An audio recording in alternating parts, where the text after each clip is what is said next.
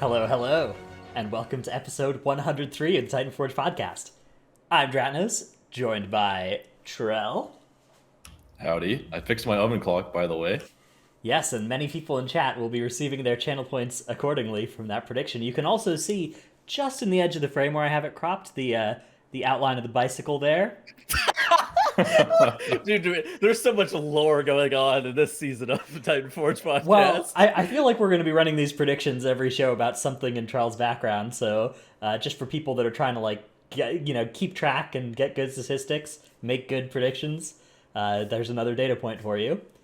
Of course. I want you guys also to know that Trell will intentionally grief you and reset his clock Whoa. That's moments before info. the show and or moving the bike out of frame. So it's a true gamble. It's based on whether he likes the people who predicted yes or not, right? He'll adjust it accordingly. That is not true. This is unfair. This week we are joined by Moonkin extraordinaire Tarisant, aka Corey. Hello, Corey. Welcome to the show. Hi, thanks for having me. Thanks for being here. That sounds so depressed. Yeah, sure, man. It's fun. That's how I sound, bro. Corey is a guildie of mine, raider in Pop-Tart Corn Dog, and also currently the rank 1 Moonkin on the IO leaderboard. Is that correct? In the world? In the No, world. just an NA. Right? Just an NA. In the world Actually, of I don't even know if North that's true. America. Well, we're American, so of course it's Yeah, the world. true. That is the only. Yeah, It's true. It's like the Super Bowl. You just call yourself world champions even though you're Yeah, the only country exactly. that's playing. yeah. It still counts. Anyways, whether or not rank 1 currently, a rank 1 competitor in the Moonkin IO leaderboards is the important thing, I guess. And also creator of the famous Venthyr Moonkin guide on YouTube that I saw a Oh couple my weeks god, ago. it's famous now. It was on the top of the competitive WoW subreddit as well for a bit. Somebody Very linked it cool. for you. Yeah. Very cool. It was very cool. So this week, we will be talking with you a little bit about the Night Fae versus Venthyr Moonkin thing, which I know some people have heard talked about a lot, but I think it's an interesting point of discussion because that sort of decision is likely to be something that comes up again for maybe another spec next patch or the patch after, for as long as we remain in Shadowlands. There's quite a lot of stuff to be gained in the first couple weeks of the next patch by making a good Covenant decision if there's a close one for different specs. So I think this will have interesting information going forward for that sort of thing. And we've also got a couple other random topics to discuss with you. There is a cool tweet that we figured we'd talk about at the top of the show as well. Tells, you want to read through what's going on in this one? So I think he's a WoW developer. I don't see that in their bio. I think But maybe maybe. he used to be a WoW developer. Anyways. So he had a question, which I thought was an interesting one, even if he isn't a WoW developer. Design question: what are your favorite kiss/curse style mechanics? What, as a player, is the threshold of penalty you would personally be willing to incur for a super cool bonus?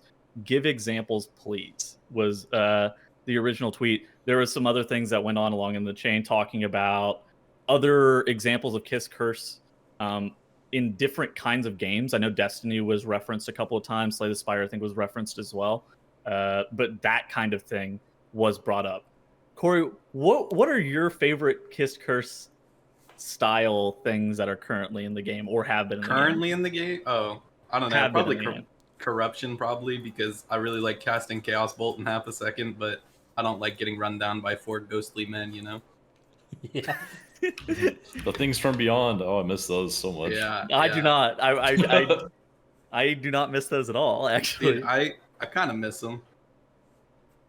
You know, what Luckily- was worse than that was the huge slow that would just randomly get you. At least Thing from Oh, Beyond yeah, I had some love that. counterplay, but the slow had no warning. It would just be like, bam, you're dead. Yeah, corruption was an interesting one because, like, you know, you would go to raid bots or whatever, and it would tell you your highest DPS setup, and you would put it on, right? And you'd be like, "Oh, there's just no counterplay. There's nothing I can do to stop this, 50-meter eye of corruption from spawning and killing me. Yeah. It's my top DPS set. I don't know what you want from me." I think for me, though, the Kiss Curse affixes that end up becoming the game as opposed to like you playing the game and the Kiss Curses being just like a small part of it. Whenever it becomes prideful, or in my opinion, like I thought corruption became that too. Whenever you're playing those mini games first and you're playing like the actual game second, that's where I start to actually have a problem with it.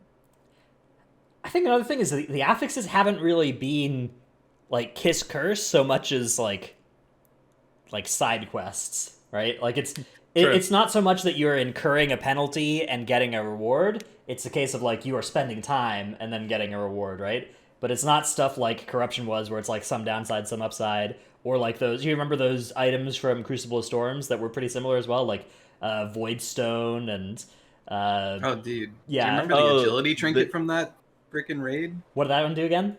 Oh, it would hurt like you, right? Yeah. You would trade like 3,000 health a second for some agility, and then it would ramp up over time. I remember Craig used to just one-shot himself with that all the time. Yeah, it was great. Or the oh gosh, what was that? The int trinket that would silence you? Oh, or the pants. Oh yeah, the daggers. The pants that would make like the rift on the floor. Yeah. I feel like those are more traditional kiss curse. That we talk about these affixes being kiss curse, awakened, prideful, and tormented, all kind of fitting in this camp. But I don't really think they fit that bill, because they aren't that same sort of some upside, some downside, right? It's kind of like the like if you look at the Torghast system, they've made some that I think are actually like some upside, some downside, right? The one where it's like remnants no longer give you stamina, but they give you triple primary stat. In fact, they take away your stamina now, right? Like that. I think is more in that space. I think that describing them as side quests is very on point, and I think that that's about how I end up feeling about a lot of it. I do prefer Tormented over the other Kiss Curse type of stuff that they've. I prefer Tormented over Awakened because I feel like Tormented is a lot less difficult, even. But I do like them for very similar reasons. My personal preference for Kiss Curse stuff was like Sepha's Secret, even though that's not. There's like almost very little curse involved. You do have to spend the global or your interrupt to be able to get the Sepha's proc. I thought that felt like more in line of it's not over impactful for gameplay. It's not always this massive side quest that you have to deal with, and you do get a pretty substantial reward for performing an action that is positive. All right. Before we move on to talking about the Night Fae versus Venthyr bit, which should always be on. I'm pretty sure we have two of the strongest Venthyr partisans in this in this chat. So I had to argue against Never mind. I had to argue against no Drados spoilers. for No spoilers. a GG but... WoW video, and that came up, and it was very annoying. Well, yeah, Tuttles has been fighting this fight for like the last couple months now. So it's I'm sure draining on your mental. That's why we chose to do it again here today. Before, though, we do that, quick shout out for anybody who is watching this live or soon after it comes out, or listening to it soon after it comes out. There is a charity event run by BDGG and Echo, and a couple other guilds participating as well, but those are the headline ones. And it is on Friday, so tomorrow as of the time of recording this. It is at, I think, like all day-ish, but it's something like the first bit's on Echo's side, and then it's on GG's side later.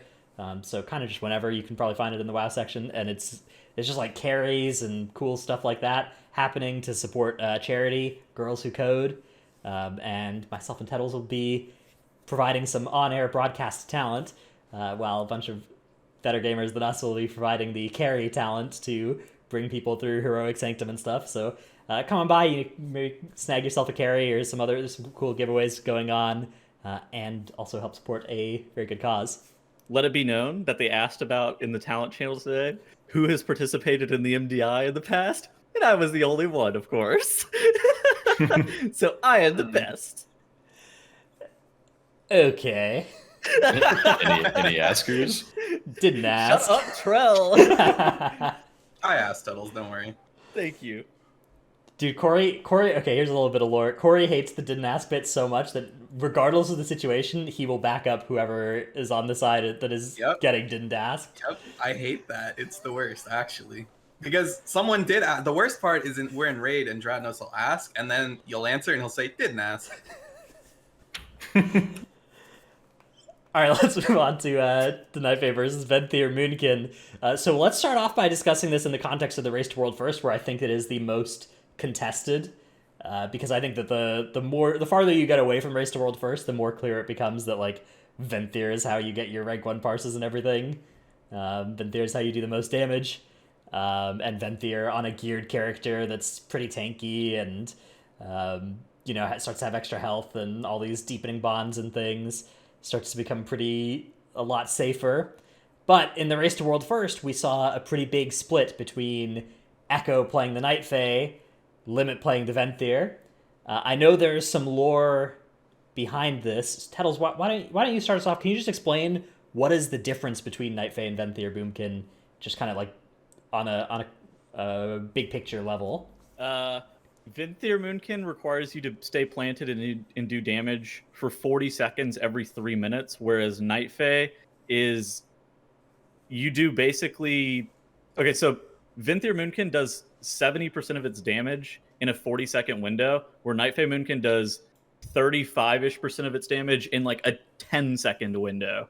So, and also Night Fae is a 4-second channel that you don't really have to play, whereas Venthyr requires a lot more, I would say, casting and finesse. Corey, would you agree with that?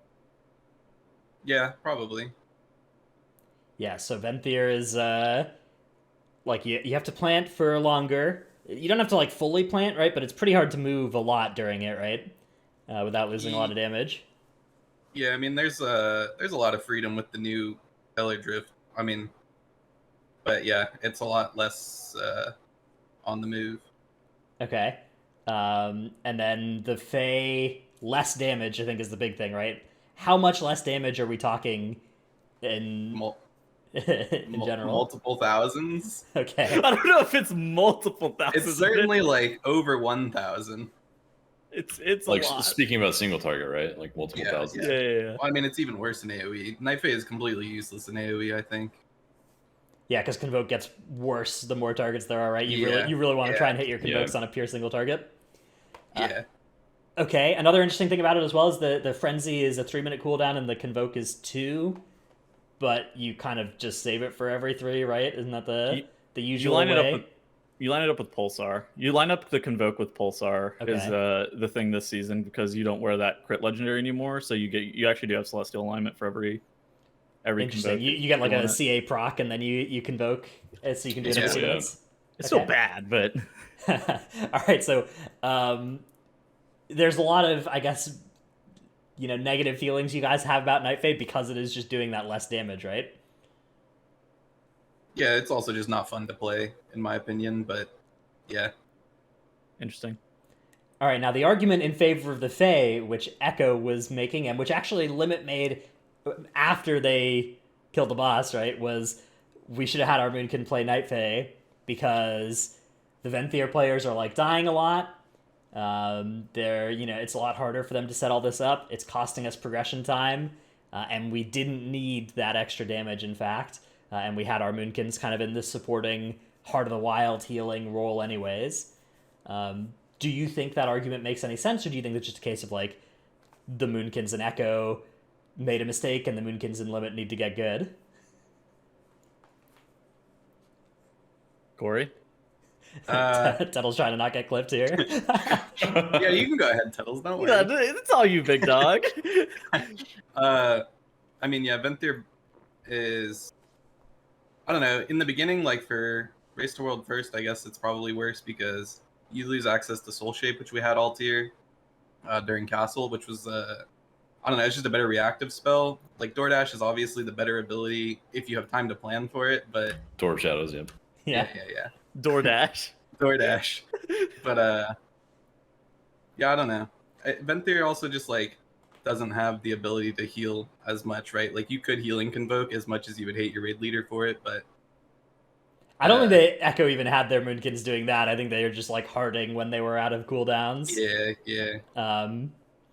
The Night Fae defensive options though there's a lot of strong stuff, right? The Naya tree gives you that what is it, Survivor's Rally trait, where when you drop below 50% health, it like heals you and makes you take more healing, which that is OP. It is an extremely OP thing that, I think is definitely worth adding some points to on the side of Fae. I think another thing in the context of Race to World First that is less true for people making this decision now is that you swapped to Venthyr when you got your Venthyr Legendary, right? So a lot of those players had swapped to Venthyr fairly recently, right? Like that week, the week of Mythic, right? They unlocked their Legendary, they swapped Venthyr. So they hadn't had time to get used to it. They hadn't had a bunch of practice reps on Venthyr. They hadn't had a bunch of, getting used to Door instead of Soul Shape, and, getting muscle memory on a Ravenous Frenzy. And I think there's a good shot that was actually a relevant factor in how Venthyr appeared to underperform in Race to World first. Yeah, I'd agree with that because I went through the same thing in our prog for the first week and a half. I was playing like I didn't belong in the guild, but then I don't know. Once you figure it out, it's not that much harder. I think it's especially worse for Race to World first competitors because they're gonna have like one pull on most of the bosses. All the easier bosses like one to 5 pulls, and then you finally get to a wall boss and you have a little bit more attempts, but even still, that's like your first time you get to actually practice your new traits on your character or new covenant, and you need time to actually get that muscle memory, like Revna said. It really helps. I think it's weird too because like there are other specs that make massive sacrifices too. Like Venthyr Holy Paladin is also another one where your whole entire raid is taking a massive throughput healing hit for them to be able to just do more DPS as a whole, and like that, it's weird that one is never really questioned because it is the it is the higher damage option, but their throughput is a lot lower.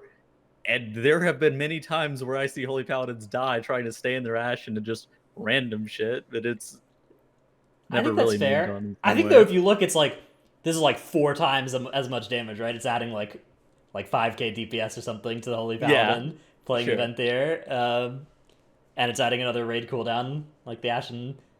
I don't know. Ashen is a really fucking good cooldown. Yeah, I think the thing about healers as well is that throughput is just actually so unimportant for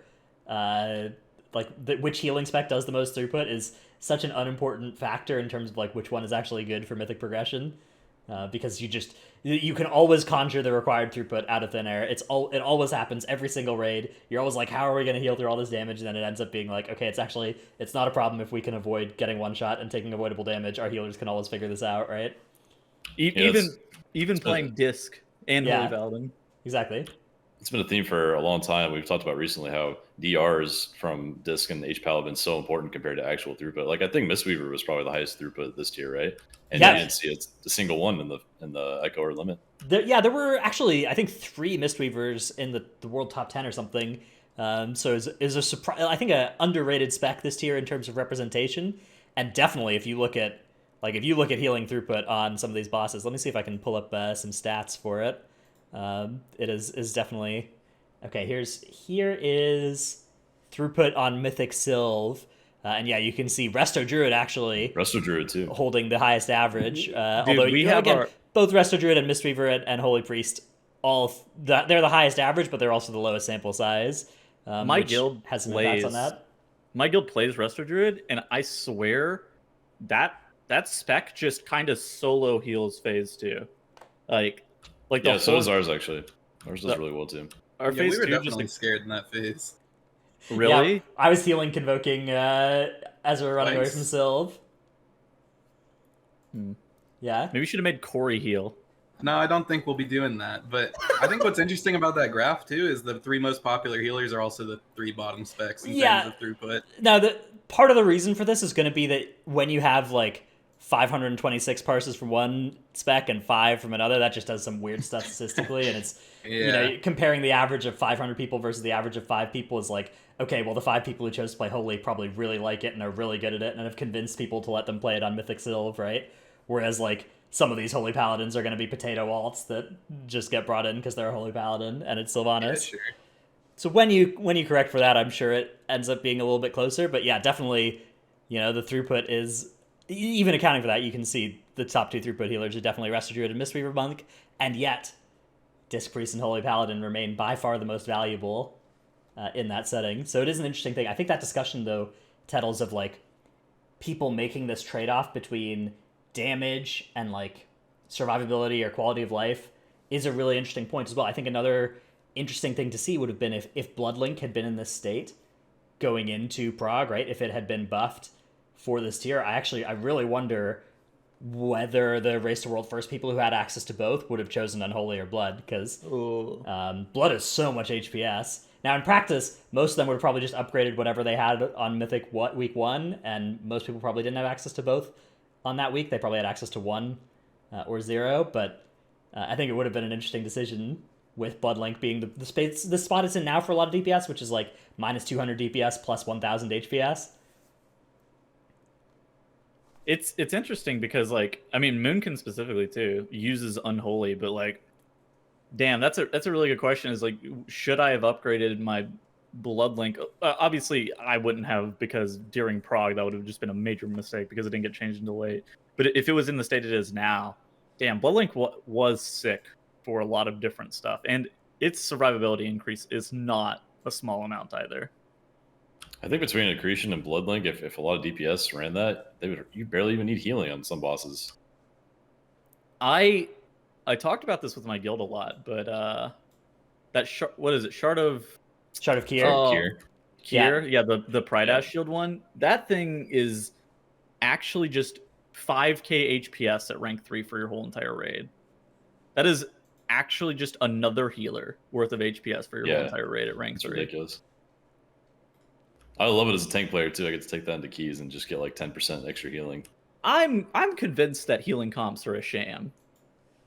After my guild ran a KT comp without a Holy Paladin, I am just fully of the opinion that all healing comps propagated by the Race to World First are strictly for those guilds, and that none of them matter for every other guild. I don't know. I mean, I think that Disc Holy is still really strong, and I think the main thing is just like good healers is by far the most important thing. But like good Disc Priests, good Holy Paladins are extremely sick all around. It's just like, okay, if you have a good Resto Druid, like if they're really good, then they are either worth a spot, or you have even better Holy Paladins and Disc Priests, and you're just like, you're owning, right? Yeah, I mean, I think the power creep is also a factor there for sure. Like, you could always say one DPS is better than another DPS, but it doesn't matter several weeks into the tier as well. It's just another one of those min-maxy things that the World First guilds are able to do, so they might as well do it. DRs are definitely disproportionately useful early on as well, right? When we have less EHP and everything, because it's just more mandatory to survive damage than later on when we all got the stamina. Yeah, I think we've all gained like 2 ranks of the stamina increase since Prague started. I think so. At least 1, yeah. I thought we only got 1 this tier. There was 1 at 59, I think. There's 1 at 50 and at 59, I think. Okay. Corey, you know? Yeah, I think it's 50 and 59. Yeah. Okay. When's our next hit of stamina? I need one. Stop rubbing your hands together. Log in and check. Stop rubbing your hands together, you creep. I think it's like late 60s or something. Does anybody know how many of those I need to survive a spiked ball on Painsmith? Yeah, that'd be good for you to find out. Yeah, I need that. Wait, have you been getting hit by spiked ball? I fell bladed into one this Tuesday. No. Yeah, I was trying to play Momentum on that fight. You were playing Momentum on that fight. I was trying to test to see if everybody was just bad or if it actually is bad on that fight. It is kind of bad. I'll admit it's not the greatest talent. If only you had some kind of data to support that beforehand. Dude, you can't just trust the masses. You gotta think for yourself and experiment. True. All right, another somewhat related topic / question that we got when we were submitting our questions here, which normally we would do these in the Q&A bit at the end of the show, but this one feels sort of interesting to talk about now, is not for Corey specifically. So Corey, you know, this is not about you, but do you think we will get 2 Legos at once soon? And if so, what's the first broken combo you can think of? All right, Corey, even though it's not for you, you can go ahead and the most broken combo. The most broken combo I can think of is Emerald Dreamcatcher or whatever it's called now, and Sinful Hysteria, because you would get like 6 more Star Surges during the end of your ramp. It'd actually be nuts. Oh, that would be crazy. How much is the damage increase from Sinful Hysteria at the end? Isn't it like 70%? Yeah, if you get to like 30 stacks, it's 60%. So all your Star Surges are just 60% stronger. That's a lot. Yeah, and then you also have like 70% crit chance during that, so pretty good. I think Guardian Druid and Prot Warrior both be just unkillable with 2 legendaries. We were talking about this last week with Pika a little bit, but holy shit, Prot Warrior would be absurd with 2 legendaries. Demon Hunters could get the I-Beam reset, plus I-Beam summons a Fell Devastating Vengeance Demon Hunter. Little wombo combo going. That would be OP. I think would be quite good. Yeah, it's tough. RNG on RNG. Because if you look at like the legendaries, I think some specs would have some really big wombo combos, and some specs would not, which to me makes it seem less likely that they will make 2 legendaries a thing this expansion. Yeah. Yeah, unless they decide they want to go the 9-1 route and give everybody 4 more legendaries again, then maybe. But yeah, it probably won't. I would be really concerned about healers just wearing like DPS legendaries, just 2 of them. Any Judgmenters of the Arbiter in here? That you guys know that one actually sims pretty well if people are wearing it for a lot of I specs. don't even know if I know that legendary. What I is can't it? even remember that. It's just one. like a I have damage my- proc, but if 2 people have it, it like arcs between them. and- Oh yeah. Yeah. It's I a pretty have cool my idea. Maw Rattle, of course. Malrado. Yes, of course. The legendary of rattle. your people. Don't laugh, it's not funny. The rat people. Don't laugh, it's not funny. Yeah. Another question that I have is the game too cooldown reliant? It's okay, obviously Moonkin is probably the most extreme example of this, but it feels like Covenants have kind of just turned every single spec in class into this very, very cooldown reliant state where everybody is now Fire Mage and Ret Paladin, where they're just like, oh, massive CD on massive CD, and nobody's like sustained damage anymore, except for Demon Hunter. Like, Frosty Outlaw's pretty Mage. sustained. Yeah, Frost Mage. Okay. Cross mage. But most classes, Yeah, but even you're right. healers, dude, even healers are all just based around 3-minute massive cooldowns too. I don't know. I personally think the game is too cooldown reliant. I agree with that. I think it's kind of unsettling when you like delete a pack in 5 seconds with, because if you make your comp for a Mythic Plus key incorrectly and you have too much burst, then you run into this problem where you delete a pack in 5 seconds. You go to the next pack and it takes like 55 seconds or a full minute because everyone's out of their CDs all of a sudden, and it's just so unbalanced as the tank and healer POV in the key. Like I'd rather there be a more balanced mix of specs where there's like half the specs are a bit bursty, but they're more average damage overall, and then there's like some really big outliers like Fire Mage, Ret Paladin, like it used to be. Personally, at least. Yeah, I know Right. Venthyr Moonkin is like a big outlier in this department, right? It's like the most dead outside of its cooldowns, right? That one, it's probably gonna get slapped down soon. That's holy shit. It was a You're very just like strong- bursting for 20k and then you're sustaining for 3k or something. Yeah. literal tank damage. I get out DPS'd by a Venthyr Shaman. Or not Venthyr Shaman, a Kyrian Shaman. I get Yeah. out Kyrian DPS'd by a Resto Kyrian Shaman, yeah. They're just fucking, Vesper Totem. Beat you. Well, Corey, do you Corey, have a preference Yeah. on how much your damage is coming in cooldowns versus the rest of the time? Yeah, I feel like the classes that I played that don't rely on a 3-minute cooldown, that if it gets griefed, I do tank them, are a lot more fun. So I would much prefer that everybody does dam all the time, then Fire Mages can have their 4 cheats and their burst cooldowns. Fire Mage is egregious, but I don't think it's egregious because of combustion.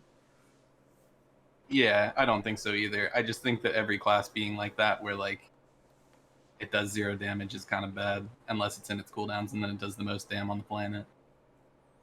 Yeah, I think there should be some more specs that are just good sustain damage, and I think there should be the specs, every spec that is either somewhat or more bursty should be brought down a little bit in how much burst they're doing and brought up a little bit in how much sustain they're doing. It's weird because Moonkin has historically been like the sustain Yeah. spec. I mean, Afflock also historically has been the sustain spec, and now they're just playing in Mythic Plus specifically. They're playing that Satchel legendary, which they've just turned into a 1-minute CD class. Of course, Windwalker has kind of been more on the sustain end, and now they're just all gated behind their cooldowns too, and they do the most unfathomable damage. Barring them getting a Chi-Ji proc. If they get a Chi-Ji proc, then it's It's over. all out the, Yeah, all you out the can- you fucking can- window. You can high roll some big damage outside of your cooldowns as Windwalker, that's for sure. But I mean, most of their damage is typically going to come inside of their CDs normally. It's a weird state where even shit like Afflock and Moonkin are burst damage specs now. Yeah, it is weird. It's super weird. from the last like 5 years of gameplay. It's very different. Yeah. Alrighty, let's move on to our tip of the week. Trell, let's start with you because I need to find something for mine actually. So, what are we looking at in? I thought your tip was pretty good so far. It's coming. It's coming late. I need to actually find a source for it though. Your tip is for the developers apparently. All right, what's the strat we're looking at here on Lord Chamberlain, Drell? All right, so this boss is pretty tough for groups with heavy melee, because what you want to do this season is play it with the frosty buff, so you're slow the whole time. But that means you got to dodge the statues with the slow. So what you want to do is position your ranged, or your healer and one ranged player, in my case, across the platform from us. And then the 3 melee specs stack on top of each other right before each statue goes out.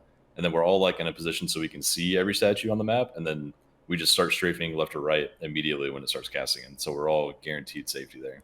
Dude, on God, that frontal is the hardest part of this whole entire thing. Whenever you're doing this guy with Oros, like it's not the statues. Like the statues by themselves are not that bad because you can outrun them. But if you're too far away from the frontal, like you're watching in that Trell clip, the mage has to blink out of it. Most like ranged can't run away from that if you don't have a blink. If they're that far away from the boss. Yeah, if you're not in melee, you definitely have a tough time dodging that frontal. I've never lost my cooldowns to that before. No, you never gotten stunned in it and then hit by the frontal anyway? How far does that thing reach? Like 25 yards? Pretty sure It's pretty far. That definitely hit me at max range, which is That thing has 45 infinite range. Yeah, I think it goes to the end. I think it goes till it hits a wall. Ooh. Oh, wow. Okay. Yikes.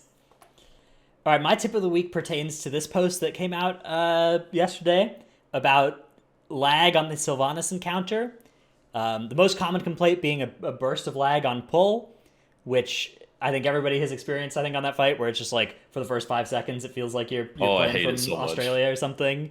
And it's because there's a higher than usual number of calculations being done at the start of the fight to facilitate the complex mechanics of the encounter.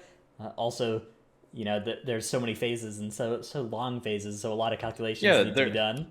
They're spawning in the whole freaking chain bridge of phase 2 right as you start the encounter, and I bet that's why it lags everything for like 2 Dude, seconds. I was complaining about that all of Prague. I don't understand why they don't just load all that stuff when you're stuck watching the cutscene anyways, or like when you teleport down there when there's nothing happening. Yeah, for 10 seriously. seconds.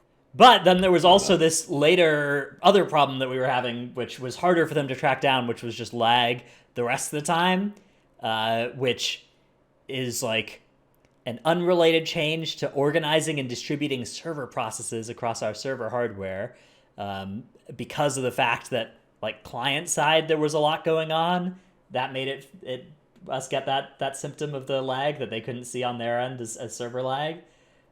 So very interesting thing. My tip of the week. Okay. Oh, sorry. Keep going. All right. Go. My tip of the week is for any aspiring developers out there. If you are creating a fight that is 15 minutes long, you know, that's going to cause this big burst of lag at the front of the fight, just like have a little think about like, you know, what are we accomplishing here, and could this be split into 2 fights that would make the lag less bad and would make it less of like a, you know, oh, we're about to pull the boss, my flask has 14 minutes left on it, better reflask.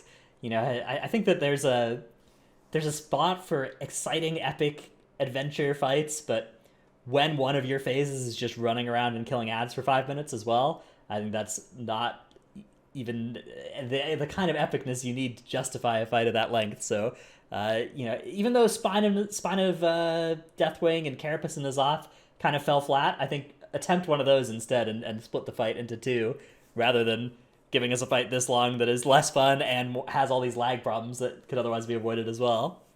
I just don't fully understand how we got to this point where we're just lagging, even when the world boss is pulled, even out in Korthia and stuff like that. Because, like, in Warlords of Draenor and in like Mists, you weren't lagging like this. And I know that they changed a lot on their back end and their server side stuff going into Legion. And I do genuinely wonder if that's what's been causing some of this stuff. Because you guys remember Carapace? Whenever those ads would spawn, you would just have unplayable amounts of lag too for 10 seconds, and it's just there were so many things in like in BFA, the world bosses would get pulled out in Uldum or wherever that zone was, and you would also just have unplayable lag. Like the whole entire game would just stop for you. I think. Well, I think a lot of that. that. Okay. A lot of that, it's like it's the development of graphics over the years. Like they're trying to push the technology as far as they can and make the game a little bit more beautiful. Like if you zone into Spires of Ascension, your graphics card raises 10 degrees, like straight up, because the graphics in there are ridiculous. And like something about the anima beams destroy it or something. So when I drink my inky black potion, does it cool it down like it cools down my eyes? I actually think it does. I think it helps my GPU to take an inky black potion. I think also some of this is just like rose tinted glasses. Like I think Timeless Isle was pretty laggy sometimes in MOP. I don't know. I don't remember fully, but I think we remember the old days as being less laggy than they were. I do think though that like zone wide lag thing has felt more common since like Nazjatar. No, Botanist and Zool were both just like, you remember when the trash would spawn out in the middle of the platform on Zool and that whole, like all of Uldir was unplayable. And Botanist as a fight, if you turned and panned your camera towards like the outside of the zone, it would just load all of the arcway and just lag you out of that fight too. So some of the, like, that's like clearly not like server lag in the same way that like me and Korthia lagging because the world boss has been pulled or whatever is like, that's server side, right? Versus that's server side. Me looking at something and my computer rendering 4,000 things. I don't know. It's weird. Yeah. I seem to remember a while back someone said that the problem comes from the fact that they don't do snapshotting anymore. So there's so many calculations going on the whole time, it just lags like the whole game instead of. I could buy that, yeah, because all the calculations happening every 15 seconds. It's every like 0.15 seconds. Right, every time a dot ticks, it needs to check like your stats and everything. Yeah. It could be indeed the case. R.I.P. snapshotting. Died so young. All right. Final word on it, Tettles? I mean, I think Preach made a pretty good video about it, about that specifically, about snapshotting and debuffs and buffs. Right, where he pulled out like a tub of dice, right? I was trying to explain it that way. But even Classic and BC are lagging too, aren't they? They're having like server issues. I think. Don't those run on the Legion client now? Didn't they just repurpose that thing? Yeah. It's still doing snapshotting though, right? Yes. Yeah, but maybe it's doing snapshotting, but still doing all the calculations. The weird way. I don't know. Because Classic and BC are lagging, I think it's endemic of a different issue.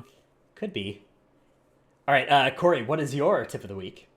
Okay, my tip of the week is for Tormented Lieutenant. When you pull the Executioner, you can line his Fear Cast and avoid the dam, which is really nice this week for Grievous.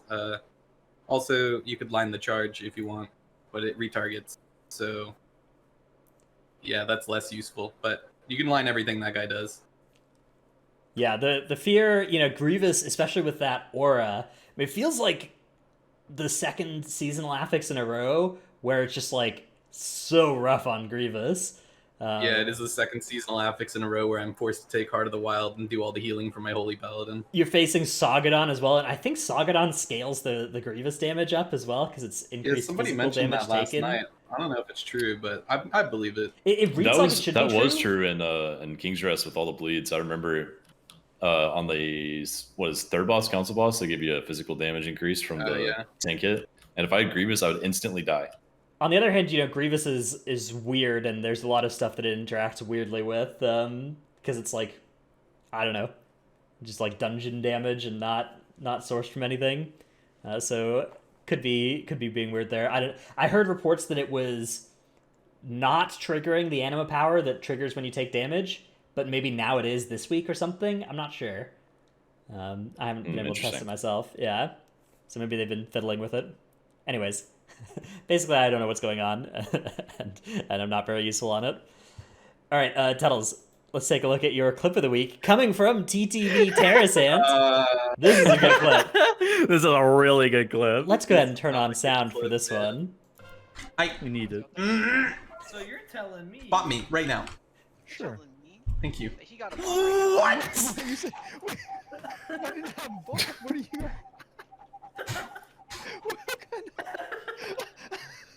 Okay.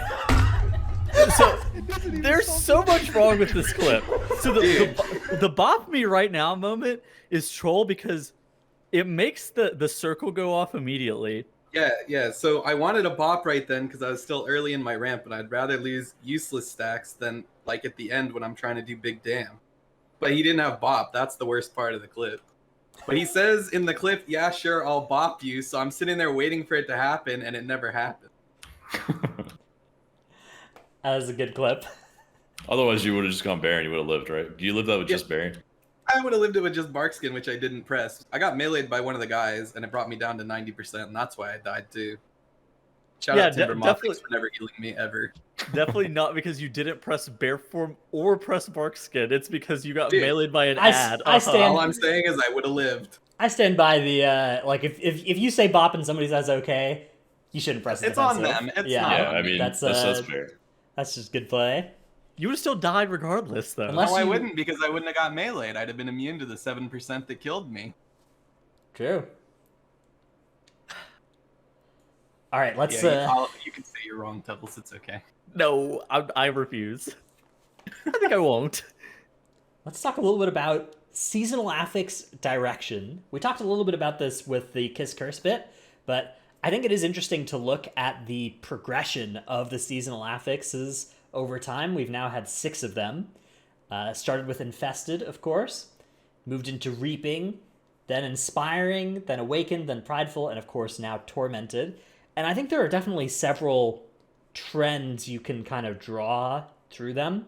For instance, you can look at the interaction with other affixes side of things, and you can see pretty quickly how they moved away from affixes that interacted with the other affixes, right? Infested scaled with just Fortified and like everything that every affix worked with that. And then going into Reaping, it was like only Teaming was scaling up Reaping in any meaningful way. And then since then, it's just been Grievous. Grievous has been like the only non-seasonal affix that pairs with seasonal affixes, which I really, if you look at Prideful and Tormented, I think is actually pretty clearly like big problem. And even Awakened is like, wow, this is really buffing Grievous weeks. Dude, Baruth with the healing reduction on Grievous is like, holy shit, Yeah, this is that's hard. a tough one. And do you remember Prideful Grievous? That was a forbidden week. Oh yeah. That's a play. Well, other games. at least they did have the foresight to cancel Necrotic on all these lieutenants first and second season. But like, yeah, as you said, Grievous is still a big problem. I wonder if they can make a way to where if you were in combat with it, you just didn't have Grievous for that moment. But then, like, someone would probably figure out a way to cheese that, right? Yeah, it's like I'm sure it's possible, but if you think about ways they could do it, yeah, maybe you would like carry a lieutenant around with you so you could do pulls without Grievous. I don't think you would do that though. Yeah, I don't know. Thinking about it, I don't know if there's a way, but They could also make it so Yeah. that it's like if you're in combat with a lieutenant and only a lieutenant, then you don't get Grievous, and as soon as Yeah, someone I'd else love is to- pulled. Love to just drag Oros around the whole dungeon and move at half speed for the whole time to avoid Grievous. That sounds great. Yeah. Other trends you can look at is that like side quest, do something, get reward. Style affix has been, they flipped the switch for Awakened. They tried that out, and they've done it ever since, right? Both Prideful and Tormented have had that quality to them. And I think that has been a pretty favorable development in the seasonal affix. If you look at Awakened, Prideful, Tormented, and compare it to Infested, Reaping, Inspiring, I think those have been good changes to the affix set. I don't know. Do you guys like the side quest style of the most recent 3? I definitely like Tormented and Awakened a lot. I think those are both like, they give you several avenues to go in the dungeon, and they don't just give you one main thing that you have to play the affix like we talk about a lot. They don't require you to play the affix more than the dungeon, basically. I think it's a small benefit to get the powers from each lieutenant, and I'm okay with that too, because it doesn't make it absolutely mandatory to kill all 4 of them, luckily. Yeah, I would agree with that. I don't want to speedrun lieutenants either. Were you going to say, Corey? Oh no, I was just agreeing with Troll that it's nice that like for Awakened and Tormented you can play them and it is like a minor game, but you don't have to play them and you can deal with it later. What's What do the you mean speedrun lieutenant? Is this the like in DOS where you get 4 lieutenants before fighting a boss, that kind of thing? Or just like you're playing the dungeon to get the powers, because, or like if you would ever intentionally back pull if the powers are worth more than the time spent to like backpull, I feel like that would be a major problem. Like you said in DOS, I feel like backpulling in DOS is almost always a mistake unless you were very explicitly doing it for a. If you're doing a route, and I was talking to Corey about this yesterday, and I think that their DOS route is bad, but they're doing it because of Ashen Hollow timings. And so initially I thought that they were doing it because of tormented mob placement. I was like, this is so cooked. This is so bad. Are they doing a go around?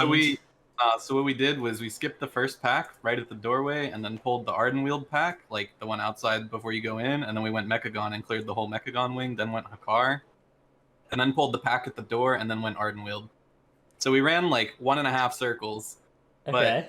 Oh, there's so much travel time. No, it was not bad. We had like a minute left on 25 Tyrannical. It was not bad. Yeah, but that's like at least a minute and a half of backtracking, at least. Yeah. I mean, it was a lot of running around, but it was, I mean, the pulls that you were ashening was actually nuts. You're only adding an extra half circle on that route, right? That's not too bad. Something like that, yeah. That's probably, I mean, mounted up, that's probably, what, 30 seconds? Yeah, it's not that bad. Even the default strat, or the pug strategy, right, of going and getting all 4 powers and then going Ardenweald, also adds an extra half circle of backtrack. So it's the same amount. Yeah, I guess that all you're really adding is each time that you take the quarter circle to Ardenweald. So yeah, it's like a half rotation. Omitting the first pull is different too, because like you're able to pull a masked dude into your first trash pack, or you're able to pull a mini boss into your first trash pull if you really want to. We pulled the mini boss with it, and then we just played the mask alone without the urn. Yeah, which that has its advantage. At least I could understand that on some level, but man, the half room. At the same time, anyways, I don't like that. If that was the predominant strategy, where you just circle the whole entire globe. It's not that, right? There was some speculation that was what this affix would be about, but the powers are weak enough that it's just not worth, right? And I'm okay with that. I don't know. I think that's one thing I actually dislike about this is the powers feel so weak that it's like almost irrelevant as an affix. It's weird because I don't think the powers are weak. I think the choices are bad. Yeah, I'd agree with that. Yeah, I think except for Incinerator, there's not any like anima powers that I think are interesting choices. Is it Incinerator or Executioner? It's Executioner. Executioner gives you Necrotic, Volcanic. Yeah, that's I love that choice. Yeah. Battle Axe Bolster. Okay, yeah, those are good choices. You just take Champion's Rand. Yeah. Yeah, so it's just uninteresting. Yeah. At this point in the season, there's like clearly some dungeons that Volcanic is really good to have 2 of for your group, like namely Halls and Sanguine Depths. Like basically any packs where they constantly cast things that you want to interrupt but aren't mandatory kicks, like heal casts and Mist are kind of awkward with Volcanic, but Hall's packs are just great because anything interrupted is good. Yeah, I don't hate it in Mists because what are those big ass circles by the acid gullets? Oh yeah, it's really good for those. That's true. Another trend to look at with the seasonal affixes, the 6 we've had, is the 20% breakpoint, which came out with Reaping and then Prideful. So not really a trend you can draw with whether they're moving more towards that or away from it, but I think that it's weird because I didn't mind it with Reaping, but I kind of hated it with Prideful. The like 20% thresholding. How did you guys feel about that? I mean, I think that one is the case of Prideful was just so overtuned and oppressive that it really made everything revolve around the prides and the keys, and that kind of put a bad taste in our mouth. I think also that it was the first season of the expansion that we had a 20% limitation on each dungeon, where we had to basically have one specific route and not journey too far from it for the prideful timings. I think that's a mistake, having it in the first season rather than the second for Reaping. But otherwise, I don't think 20% increments are that bad. The only thing I don't like about the 20% increment is it feels like routing is essentially solved by the middle of the season, and you're just like perfecting how fast you can go on the one route. There's not a lot of innovating to do because you're like locked into, you always have to do the dungeon in 20% increments. Whereas now, like our first pull is like 20 something % in halls, but before it could be like if you procced a pride in the middle of the pull, like you might as well just zone out of the key. Yeah, I think Reaping did a better job of that because like with Reaping you could do a 20% pull, a 19% pull, a 27% pull, like it was all fine, right? If you spawned your Reaping as you were cleaning up the pull, that's fine, right? Yeah, I think it's just Prideful was not great in that regard. I think Reaping did a better job of it because it's also less punishing, right? Because Reaping itself was not hard. Exactly. So, like, yeah. you just played it with packs or bosses anyway, so you really didn't care when it procced. You just Like, had to know that it was proccing. There were some reaping pulls that were really difficult. Like the first reaping in Shrine of the Storm was insane because there were so many casters, right? But then On most of the teaming? time, Yeah, you ever done Yeah. that pull? That was the Yeah. hardest. The hardest thing about that season was teaming reaping first full Okay, guys, go ahead and dodge around the pillar 4 times to get them all stacked up. Yeah. Now we can go. yeah. But like most of the reaping spawns were okay. You could just figure out how to deal with them, and you could put that timing wherever you wanted in the key because it was so flexible. So like, if you wanted to fight Razan and have funnel for your outlaw rogues at the time halfway through the boss, then you could just set up a reaping timing to happen right then. Whereas if you wanted to do that with a prideful spawn, there's no way you could do a pride in the middle of a boss in Shadowlands. Ever. Throwback to, can somebody go and soul search our VOD for whatever people were telling, or whatever Trell was telling us that you're going to do Pride with trash packs and Pride with Dude, bosses? I thought they were gonna nerf it at least. They just never Dude. nerfed it. What they could have done that made Pride good, they had like 2 options, but the main one was based on missing health is when the damage amps instead of based on time. So like every 3% or something, you would get a stack instead of every 2 seconds. Interesting. Oh, So that would if you help. just, That would like, help keep it from scaling out of control. as it yeah. spawned, if you Yeah. just didn't damage it, it wasn't too bad. Yeah. Interesting. So it would still like work out to be awful at the end like it was, but it wouldn't be awful at 70% health. I mean, It for would me, make, the like- biggest thing. Bursting it to 30% and then running out of your cooldown's really bad, though. Yeah. It was, I mean, for me, the biggest issue with Pride was like the fact that it scaled with dungeon level and past 20. It was just, even like 21 or 22, it was just like you were playing Prideful.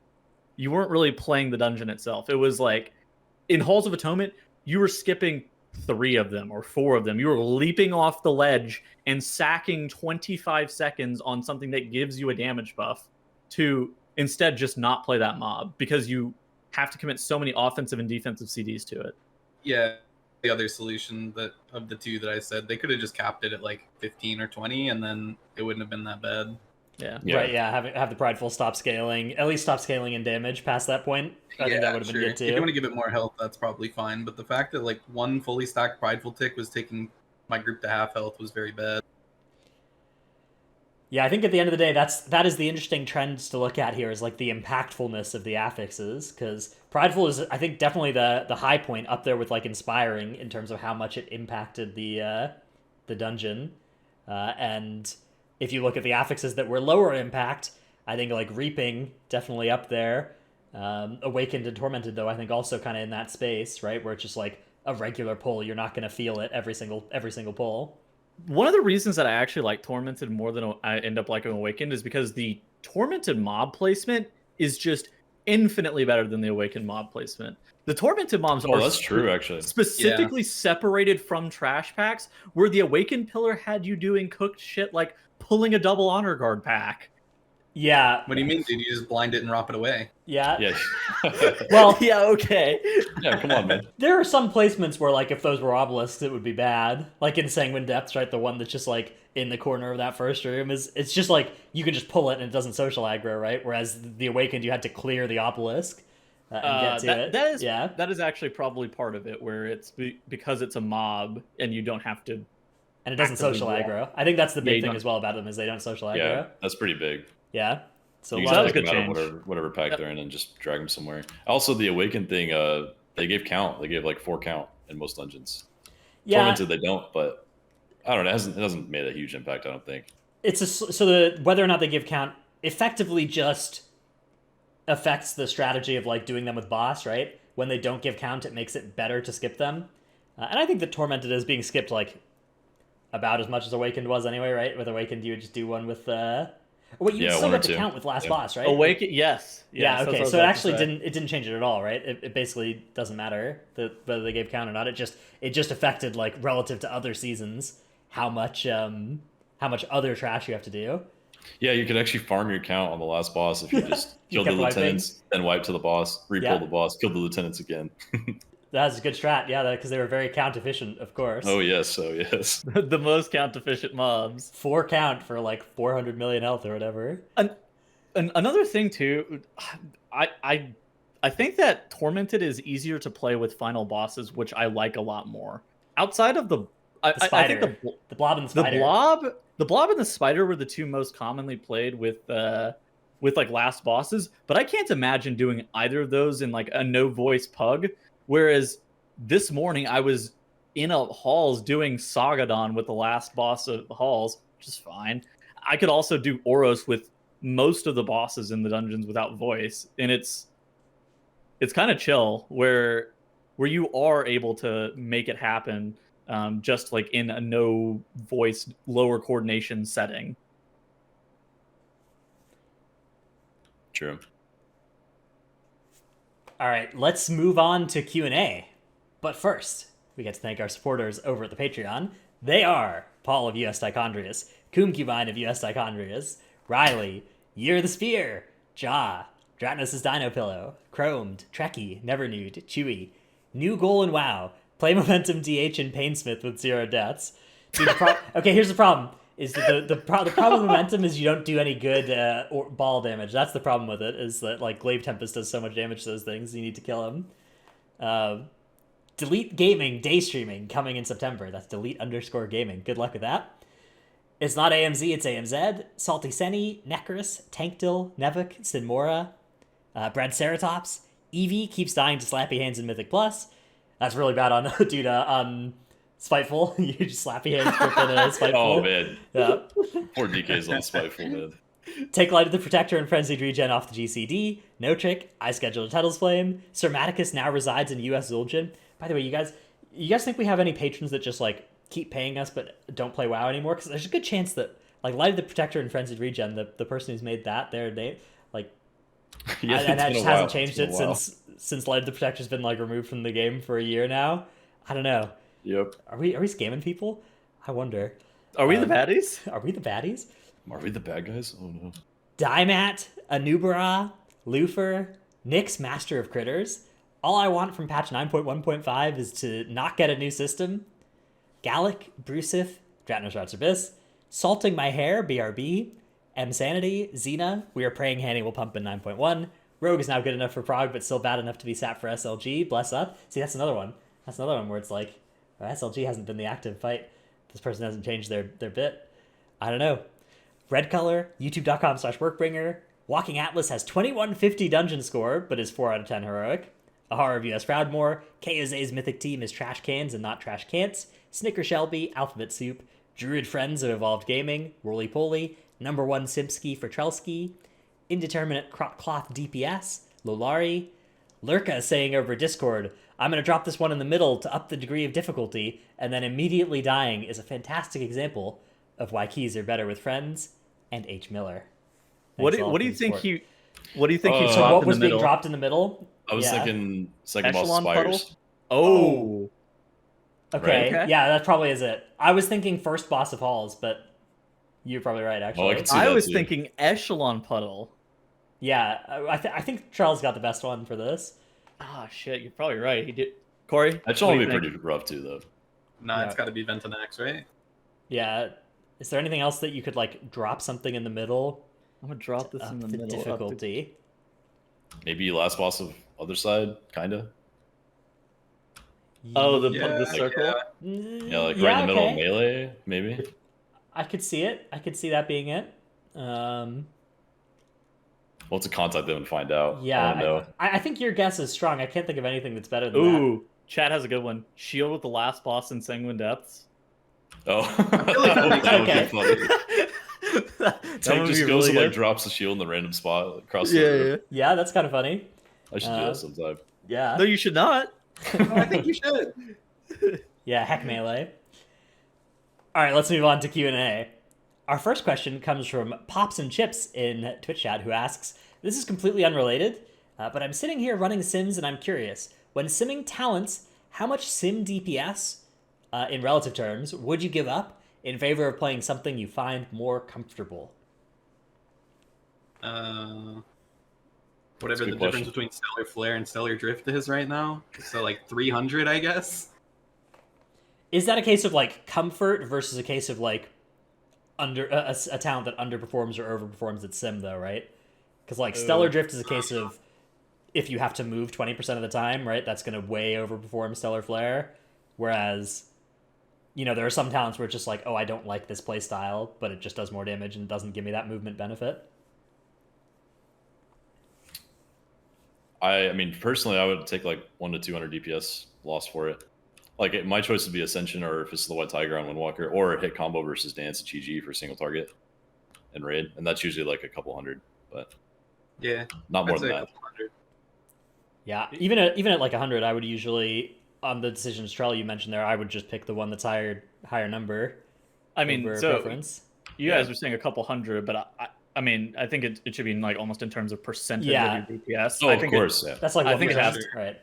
I think it That's has how to we be should like have phrased it. less than 3%. Like I think if you're taking like a 5% damage loss for something that's more comfortable, you better have like a very, very, very good reason to be taking Yeah. it. I think it just depends on what kind of player you are, right? Like, you know, what exactly the context of the game is for you. Because for me, like, if it's more than, you know, statistical error, rounding error, like, I would not make a decision based on comfort at all. That wouldn't be. I would be thinking about stuff like, is this going to let me move more? Does this come with defensive benefits? Right, like those things, the qualitative things that the sim doesn't catch are a different thing. But if it's just a case of like, I prefer this talent's gameplay, then there's basically no amount of comfort that's going to come into my decision in Mythic Progression. Yeah, That is true. I'd agree with that. I wouldn't give up like any damage during prog, but during farm, I'm down to give up Oh, dam yeah. During farm, for do whatever yeah, you want. Yeah. 100%. reason. Yeah, I mean, also, I think it depends on the degree of difficulty it introduces by changing or making that choice. Like, DH is way different from Windwalker, whereas going from Demonic to Momentum is a huge playstyle change and pretty hard, honestly, compared to just like not dropping a Blind combo, which is Fury not that hard. Demonic. Dude, Yeah. Blind Fury Demonic is extremely simple, for sure. I don't know. There are people that prefer Momentum, people that prefer Demonic as well. But I think ideally, at least the way I play the game is I wouldn't be comfortable just like one tricking a talent. I would always want to like be able to play whichever is good, even if like in practice I'm not actually at that level yet. I would want to like get to that point, and I wouldn't feel good about choosing a worse talent. Corey, I agree. people in chat are saying Ice Fury versus Primal Ellie. Nah, with the new haste levels, Ice Fury is just easier to play and it's better. So Ice Fury is Easy also choice. another case of like giving you movement effect. Although I guess you have a lot of yeah, mobile you get globals 4 on it. free globals to walk around, whereas Primal Ellie doesn't gain you anything except for actually an wall. extra finger global. It gives Yeah, you a wall as well. every 5 minutes. That will, dude, I lived so much when I was playing Ellie back in Eternal Palace off of that wall. That thing is a sleeper OP. I'm telling you, Is it a 20% DR? dude. It's 40. You take what you can get. Yeah, it's 40 on your. It's tied to Oh. your Shaman ability actually though. just gets massive walls for no reason. Yeah, It's funny you say that. I was playing with someone's Ellie ult the other day in a key, and it was like 20 minutes into the key, and I was like, "Have you pressed Earth Ellie yet?" And he was like, "No, I'm holding it just in case I need my defensive." Yep. I was like, "It's in 20 minutes, man. Just press it." I mean, they also have a 1.5 minute wall that's 40% outside of that. Like Shaman actually could live everything. Shaman, it's one of those things that people used to shit on Shaman for having bad defensives, and I swear to God that class is tanky. It is. It is not. It is tanky during wall, and that is it. yeah. The problem, like, it's got a low cooldown, high power wall, but it doesn't have that much else. I think a lot of the stuff is patched over by like Fae or Necrolord as well. Yeah. The benefits of the Covenants I was really doing do a good keys job last of. night on my Ellie, and I was sitting there thinking, God, I miss Fleshcraft so bad. Because, yeah, that class actually dies to air. Yeah. Fleshcraft is pretty awesome. I went Necrolord on my Brewmaster this week, and it's been very noticeable how tankier I am, honestly. All right, next question comes from Namar in Discord, who asks, any chance you guys could explain the first boss of Halls? In Season 1, I used to count to 4 smashes / pools, and then move to get ready for beams. This season, it seems around 7 or so. Is this triggered by boss health, time? Any tips or tricks for this? Yeah, so they changed how much energy he started with this season, I think. So whenever he reaches 100 energy, he does the spinning lights. I can't remember what they're called, Sin lights or something. But he starts the encounter with like no energy, so you get like 5 or 6 tank smashes at the beginning now, and then he'll reach 100 energy and cast the lights. But while he's casting them, he also regenerates energy at the same time. So then after that, you only have like 2 or 3 tank hits between them for the rest of the encounter. So you just got to watch his energy. You look for his like 90% threshold, and then on the next tank hit, you just want to make sure you move away quickly after that to line him up for the lights. Great. Next question comes. What? So, I didn't know they changed it. Yeah. I also didn't know they changed it. I just These thought it was DPS weird players. that it never comes anymore. I was like, man, it's so long since. All I I've know seen, is like- that tanks they just love My standing on tank top takes of All I care you of know, with the all I know smash. is my tanks just put it where I can't walk, and it's just annoying. Yeah. True. They put it against Oh, the come fucking wall, on. man. Yeah. That is actually a hard fight to position for the whole group. But if you have one player like not paying attention on the edge and you need to move right then, you just have to move. You got to let them have the fast That's reaction. their problem. That is their problem, honestly. Next question comes from Taboo34 in Twitch chat as well, it appears. How do you decide how many volcanic plumes to pick up? It sort of feels like dagger is bait on fort weeks. Is there a list of who gets the most damage from plume or dagger? And when do you play only 1 or 0 plume? Corey, have you guys ever talked about this decision like group wide in your group? Yeah, Tuddles comes in my chat sometimes. He's like, dude, take Volcanic. And I say, no, Volcanic is bad. But I Wrong. think Volcanic is probably good for classes that aren't Moonkin. I'd say you probably want 2 of them to get like a decent amount of stops out of them, and the dam would probably be worth at that point. But yeah. And as far as taking Dagger on Fort, if you ever take Necrotic on Fort, I think you should probably zone out of the key because you picked wrong. What about in top? No. No? Never played in top? No. I don't know. No, I think that it's just a terrible power. It's only like decent on Tyrannical because the boss fights are actually 3.5, 4 minutes long. I think both... Also, Good. Also, Necrotic should be noted that anytime there's an ad that spawns on the boss and it's not meaningful damage that you need to put on that ad, Necrotic could just transfer to that ad and cancel all the meaningful damage from it onto the boss. Yeah, so that's something I noticed while I was playing it last week. It feels like there's an ICD in how often it can proc. Like if it procs on a different target, I noticed that my boss stacks always just drop, and it's actually irritating. Yeah. Yo, random salt of the week. Why the fuck does Bone Dust Brew amp necrotic dagger damage? Yeah, true. I feel like I did not know class should that. be deleted. It's That's- bullshit. Yeah, that's pretty bullshit. It's actually really good for Wind. I don't know why it does that, but it just does twice the damage that it should for Windwalker Monk. The question So is... maybe it's good for Windwalker. The question of, is there a list of who gets the most damage from plume or dagger? It's going to be the usual suspects of whoever's scaling haste and whoever benefits the most from proc type stuff. So stuff like Havoc Demon Hunter get a lot of procs of these sorts of things, whereas other specs that are more like crit mastery oriented. Casters probably are the worst. It's probably like shit like Shadow Priest, Moonkin that are like really bad. Yeah, like the only caster that's probably good with it is Frost Mage because they have so many ticks of small damage instances that'll proc it between Orb and Blizzard. All right, and our final question is anonymous, and it is: do any of the 3 hosts or Corey have any special superpowers IRL? Anybody have a Corey, you got any superpower? superpowers? Yeah, no, I don't have a superpower. He's extremely handsome. That's one of his Hey, superpowers. That It shit is- is too much for Camp Beyond for our audience this time. It's just so hard when you're this charismatic, of course. I have a superpower. I can make my hand into a submarine here. Watch this. A submarine. And look, the periscope. Oh my god. Look at that. Insane. That is a cool this- superpower. I wish I had that. Is the Yeah, anonymous yeah. person asking this you? Look. You guys see this? You?